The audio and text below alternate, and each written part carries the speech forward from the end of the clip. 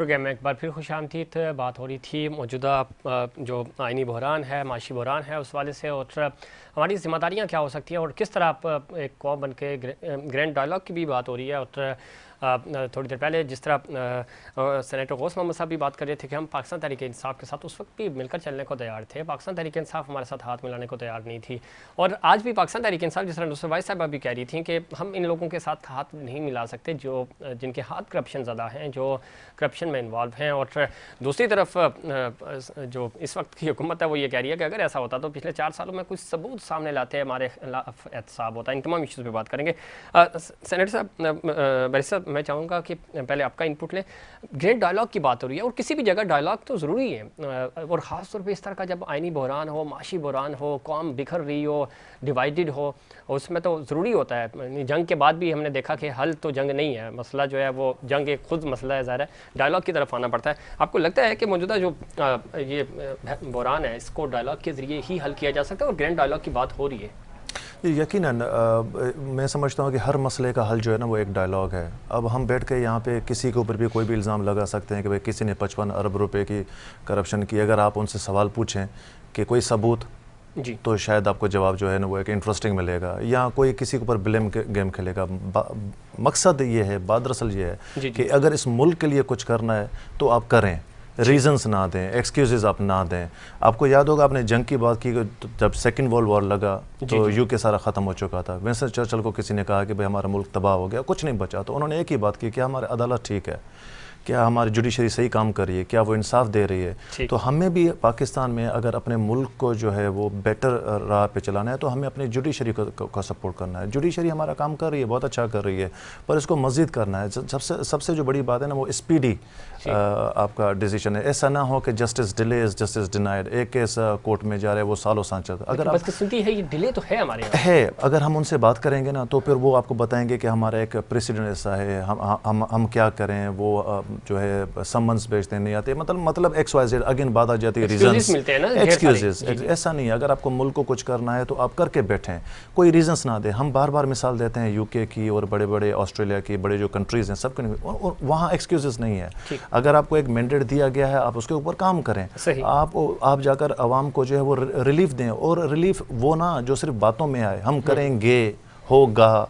इससे बेहतर कि ये नहीं है कि हमने ये किया उसके बाद आप 5 साल बाद आवाम पे छोड़ दें। Late Awam decide, let the people of Pakistan decide कि किसी गवर्नमेंट ने क्या किया। मैं यहाँ पर इस टाइम पर बैठ के गवर्नमेंट के को डिफेंड या उनके फेवर में बात नहीं कर रहा हूँ। एक जनरल प्रोस्पेक्टिव है कि अगर आपको मुल्क को तरक्की करनी है तो आप उनके कानून की इज्जत करें, आप जुडिशरी की रेस्पेक्ट करें, लोगों के लिए कुछ करें, एक्सक्यूजेस ना दें। ठीक है, और डिमांड में रहते हुए आपको काम करना होगा, अपना इनपुट देना होगा। दूसरे भाई साहब, सेनेटर साहब की गुफ्तगू आप सुन रही थी, वो ये कह रहे हैं कि एक तो हमारे ऊपर आपने 3-4 साल में, 4.5 साल में जो आपकी हुकूमत रही उसमें आपने 1 रुपये की भी करप्शन साबित नहीं कर सके और एहतसाब नहीं हो सका उस तरह का। दूसरी तरफ वो ये कह रहे हैं कि ग्रैंड डायलॉग जो कि इनिशिएटिव लिया जा रहा है, आपके दौर में भी ये इनिशिएटिव उस दौर में भी था, ग्रैंड डायलॉग की बात हो रही थी, नहीं हो सका चूँकि आप अपोजिशन के साथ मिलने को तैयार नहीं थे। तो मामला कैसे आगे बढ़ेंगे, इन हालात से कैसे मुल्क बाहर निकलेगा? चूँकि अगर तो इसी हालात में इलेक्शंस होते हैं तो आपको काबिल कबूल नहीं होंगे, अगर रिजल्ट्स आपके खिलाफ हो जाते हैं, और आपके हक में हो जाते हैं तो इनको काबिल कबूल नहीं होंगे, जिस तरह 2018 में हमने देखा। तो बेहतर नहीं होगा कि रिफॉर्म्स की तरफ आएँ, डायलॉग की तरफ आएँ, ग्रैंड डायलॉग की जो बात कर रहे हैं नौसे भाई साहब? देखिए जी, मैं बिल्कुल इस बात के हक में हूँ कि डायलॉग्स होने चाहिए, लेकिन क्या ये वैसे ही डायलॉग होंगे जिस तरह बिलावल भुट्टो ने आते साथ ही पहली स्पीच की थी, कदम बढ़ाओ हम तुम्हारे साथ हैं। बाहर निकल के बिल्कुल डिफरेंट उनका वर्जन था।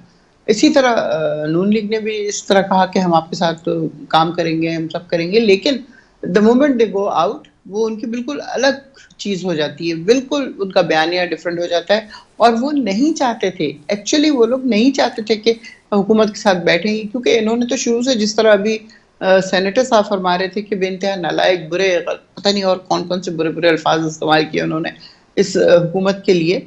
तो मैं ये समझती हूँ कि अगर इतने ही बुरे थे हम लोग और हमने वाकई कोई काम नहीं किया, तो मुझे बताइए 6% पे कैसे चले गए? ये तो अभी एक्नॉलेज किया है ना, हमने नहीं किया, पाकिस्तान नहीं कर रही है, बाहर से आ रहा है कि 6% इकोनॉमी पे हम मौजूद थे।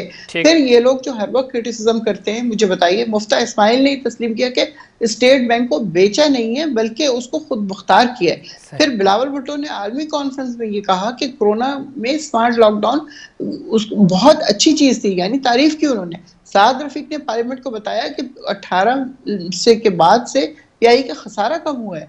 मुफ्ता इस्माइल ने ट्वीट की कि हमारे दौर में महसूलात जमा करने का नया रिकॉर्ड कायम हुआ, मतलब हमारे दौर में। अब फिर उसके बाद आप ये देखें, आईएमएफ का प्रोग्राम जो था वो एक दरखास्त दे दी गई, वो तस्लीम हो रही थी, लेकिन उन्होंने अगर वो ठीक तरीके से नहीं उसको करेंगे, वो एक्स्ट्रा उनके ऊपर बर्डन डालेंगे कि आप ये भी करें ये भी करें, तो वो हम लोगों को तस्लीम नहीं करना था। आप बिल्कुल ठीक कह रही हैं और बहुत सारी बातें आपने ठीक भी की और हुकूमत वो ज़रा ऑन पेपर मौजूद हैं चीज़ें। लेकिन एक चीज़ जो सेनेटर साहब भी बात कर रहे थे, जो हमने भी ऑब्जर्व की, और आप दो टोक गुफ्तगू करती हैं, हमेशा सीधी बात करती हैं, इधर उधर की डिप्लोमेटिक लैंग्वेज नहीं इस्तेमाल करती हैं आप। लेकिन एक चीज़ जो हमने आपकी दौरे हुकूमत में ऑब्जर्व की, वो आपके वफाकी वज़रा का रवैया भी तो था, उनका एटीट्यूड बिल्कुल डिफरेंट होता था। कभी उन्होंने खान साहब की पॉलिसी को उस तरह ना तो मीडिया के सामने रखा और ना पब्लिक के सामने रखा। उनके रवैयों ने भी तो दूरियाँ पैदा की हैं। आप नहीं समझती कि ये अगर रवैये ठीक होते तो शायद आप हुकूमत भी कर रहे होते इस वक्त? नहीं, आप बिल्कुल ठीक कह रहे हैं, क्योंकि बात वही आ जाती है कि हर बंदा ना तो वो ओहदे बर्दाश्त कर सकता है, ना एलिवेशन बर्दाश्त कर सकता है, ना, तो उनकी गर्दनों में सरिया आ जाता है। सबके नहीं, डेफिनेटली सबके नहीं, लेकिन कुछ ऐसे थे। और फिर बहुत सारे लोग जो दूसरी पार्टी से आए हुए थे, वो आप देखें, वो आज भी वो गलत बात कर रहे होंगे। जैसे मैं खुल के नाम लूंगी, रशीद शेख साहब, कि उन्होंने कहा कि ये खूनी मार्च होगा।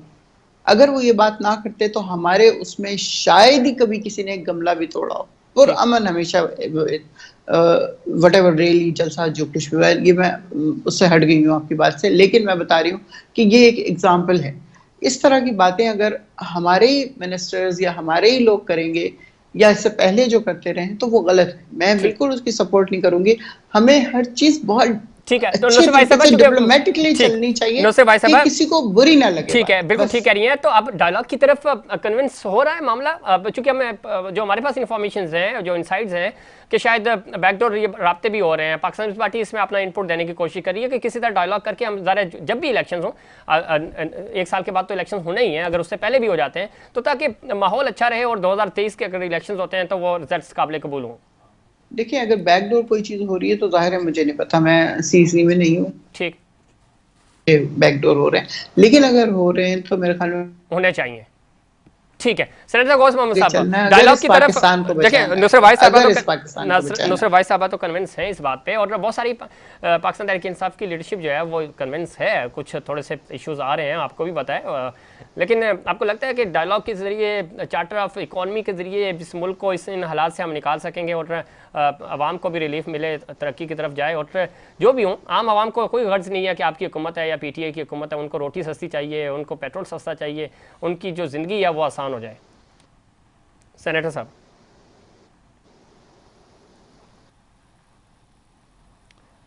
सेनेटर गौस मोहम्मद साहब, आवाज़ आ रही है आपको? सेनेटर साहब तक ऑडियो नहीं जा रही। इस पे वैसे मैं चाहूँगा आप कमेंट करें कि कितना ज़ाहिर ज़रूरी होता है। आवाम तो रिलीफ चाहते हैं, कोई भी हुकूमत हो, आम आदमी को, ठेले वाले को नहीं पता हुकूमत कौन कर रहा है, वो कहता है कि रोटी सस्ती होनी चाहिए। अब तो वो इमरान खान को भी कह रहे हैं कि उस दौर में था कि खान साहब की तब्दीली एक तंज बन गया था, लेकिन इस दफ़ा इतनी महंगाई हो गई कि अब वो कह रहे हैं इनसे तो खान ही अच्छा था। देखिए, बात ये है कि वही ठीक था बात दरअसल ये है कि आपको दुनिया के साथ चलना होता है। मैं समझता हूँ अब दुनिया में महंगाई हो रही है, पाकिस्तान हो या दुनिया की कोई भी हो, आपको चाहिए अपने हिसाब से अपने सिस्टम को, अपने फैमिली को, अपने इनकम को आप अपग्रेड करें। आपने कहा कि एक गरीब आदमी, उसको कोई गरज नहीं है कि नेब का ऑर्डिनेंस आया है, नेब क्या है, उनको कोई लेना देना नहीं। उनको ये है कि मैं इतना पैसे कमाऊँ तो घर जाकर अपनी फैमिली को खिला सकूँ। तो ये रादर देन ये सारी बातें बैठ कर हम मीडिया पर करें या कहीं पर भी करें, तो हमें सिर्फ इतना चाहिए कि बेसिक जो एक आम आदमी है उसको इतना कंफर्ट हम दे सकें कि वो अपना घर चला सकें, बस उसको इससे कोई लेना देना नहीं है।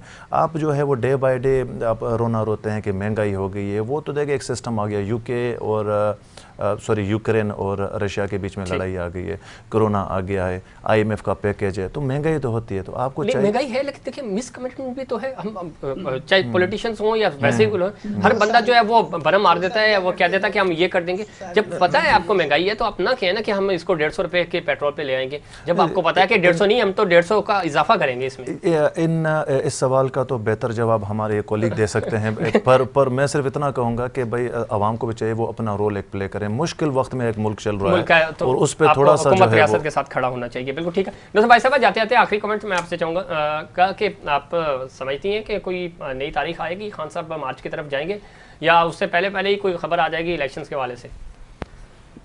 नहीं, अभी इलेक्शन नहीं होगा। अच्छा, हमारे मार्च पहले होगा।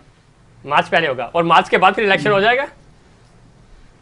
होना चाहिए, प्रेशर आवाम का चले, प्रेशर आवाम का है, बिल्कुल ठीक आपने। और हमने देखा कि महंगाई मार्च जो इतवार को था बड़ा क्राउड निकला। बहुत शुक्रिया नसर भाई साहब आपका, सेनेटर गौस मोहम्मद साहब आपका, और भाई साहब आपका भी बहुत शुक्रिया। नाज़रीन ये था हमारा आज का प्रोग्राम। उम्मीद करता हूँ देखिए प्रोग्राम इसी तरह आज का प्रोग्राम भी आपको पसंद आएगा। मुझे और इनसाइड पाकिस्तान की टीम को दीजिए इजाजत। अल्लाह के हवाले।